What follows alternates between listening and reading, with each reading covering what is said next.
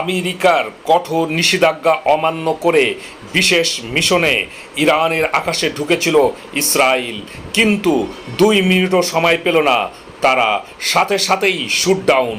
পারস্য উপসাগরের বুকে অবৈধ রাষ্ট্র ইসরায়েলের প্রযুক্তিগত অহংকারকে আক্ষরিক অর্থেই ছাই করে সাগরের পানিতে মিশিয়ে দিল ইরানের আইআরজিসি। মেহের নিউজের ব্রেকিং রিপোর্ট অনুযায়ী বন্দর আব্বাসের মতো ইরানের সর্বোচ্চ স্পর্শকাতর সামরিক এলাকার উপর দিয়ে ইসরায়েলের যে অত্যাধুনিক গোয়েন্দা ড্রোনটি গোপন তথ্য চুরির ছক কষেছিল, চোখের পলকে সেটিকে মাঝ আকাশেই ধ্বংস করে দেওয়া হয়েছে। মোসাদ এবং আইডিএফ ভেবেছিল তাদের রাডার ফাঁকি দেওয়ার স্টেলথ প্রযুক্তি নিয়ে তারা ইরানের আকাশে বোকা বানাবে, কিন্তু তারা পেল এক জ্বলন্ত মৃত্যু। বিশ্বের সেরা প্রযুক্তি এবং স্টেলথ ড্রোন থাকা সত্ত্বেও কেন ইরানের আকাশে আজ 2 মিনিট টিকতে পারল না ইসরায়েল? আগে যারা ইরানের রাডার জ্যাম করে নির্বিঘ্নে বেরিয়ে যেত, আজ ঠিক কী কারণে সেই একই মোসাদ ইরানের আকাশ প্রতিরক্ষা ব্যবস্থাকে জাম করতে চরমভাবে ব্যর্থ হলো?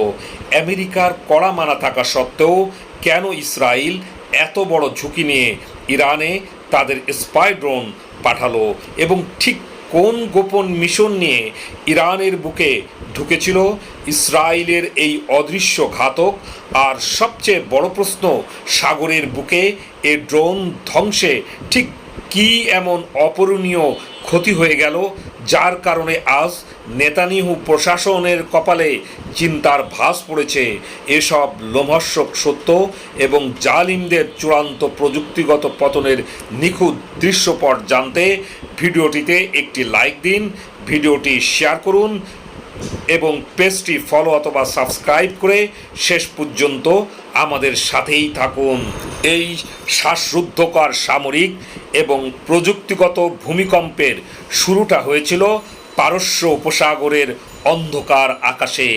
ইসরায়েল বিমান বাহিনীর একটি অতি গোপন কন্ট্রোল রুম থেকে নিয়ন্ত্রণ করা হচ্ছিল তাদের ইতিহাসের অন্যতম সেরা এবং দামি একটি নজরদারি ড্রোন। তাদের উদ্দেশ্য ছিল নীরবে, নিঃশব্দে এবং রাডারের চোখের আড়াল দিয়ে ইরানের আকাশসীমায় প্রবেশ করা। ড্রোনটি যখন পারস্য উপসাগরের আকাশ পেরিয়ে ইরানের সবচেয়ে কৌশলগত এলাকা বন্দর আব্বাসের দিকে এগোচ্ছিল, তখন মোসাদ এবং আইডিএফ জেনারেলদের মুখে ছিল এক অহংকারী হাসি। তারা ভেবেছিল আরব দেশগুলোর আকাশ যেমন তাদের জন্য উন্মুক্ত, ইরানের আকাশেও তারা ঠিক একইভাবে দাদাগিরি দেখাবে। কিন্তু তারা ঘূর্ণাক্ষরেও কল্পনা করেনি যে ইরানের আকাশসীমা কোনো অরক্ষিত মরুভূমি নয়, এটি একটি অদৃশ্য এবং অভেদ্য মরণ ফাঁদ।